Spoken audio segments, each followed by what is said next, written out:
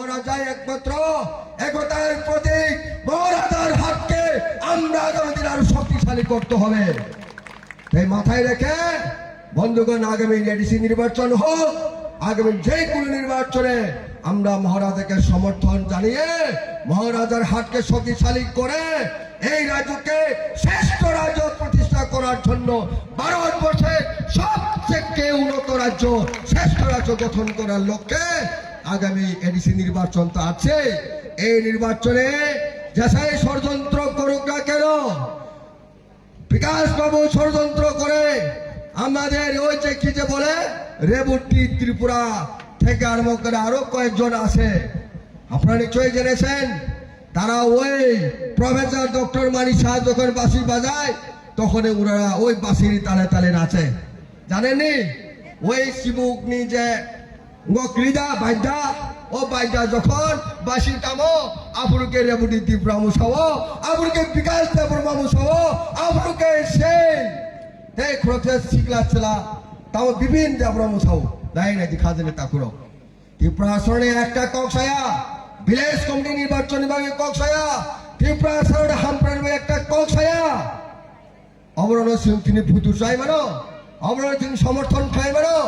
তাদের বন্ধুগণ, মানুষ বুঝে গেছে আপনারা আমাদের সঙ্গে মহারাজার সঙ্গে ত্রিপাক্ষিক চুক্তি করেছিল।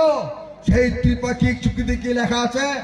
বাঙালিদের ক্ষতি করার জন্য কোনো একটাই কথা নেই, মুসলমানদের ক্ষতি করার জন্য কোনো একটাই কথা নেই, আমাদের পাহাড়ি জনজাতিদের ক্ষতির জন্য একটাই কথা নেই।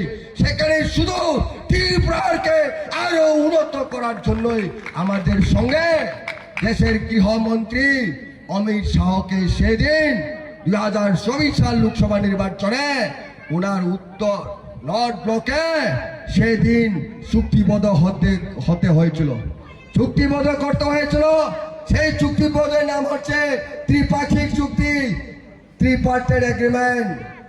আর তাছাড়াই আমরা বলে থাকি ত্রিপুরাসা অ্যাকর্ড। কেন আজকে ত্রিপুরাসা অ্যাকর্ড ইমপ্লিমেন্ট করিনি? কেন কথা দিয়ে কথা রাখিনি? কারা কথা দিয়ে কথা রাখিনি?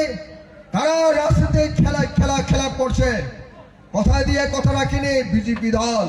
মহারাজা অত্যন্ত ধৈর্য সহ্য সহকারে 6 মাস নয়, 1 বছর নয়, প্রায় 2 বছর হতে চলেছে এই রাজ্যের মানুষের বিকাশের জন্য।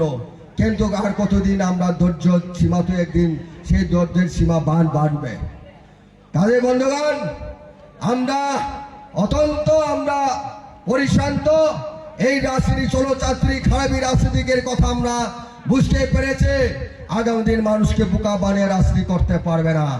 মানুষ উপযুক্ত শিক্ষা দেবে নির্বাচনের মাধ্যমে, ওনাদের পবিত্র ভোট প্রয়োগ করে আগামী এডিসি নির্বাচনে মানুষ 28টার মধ্যে 25টা আসনে আমরা পুনরায় এডিসির ক্ষমতায় দখল করতে চলেছে বন্ধুগণ। অথচ ওরা বলছে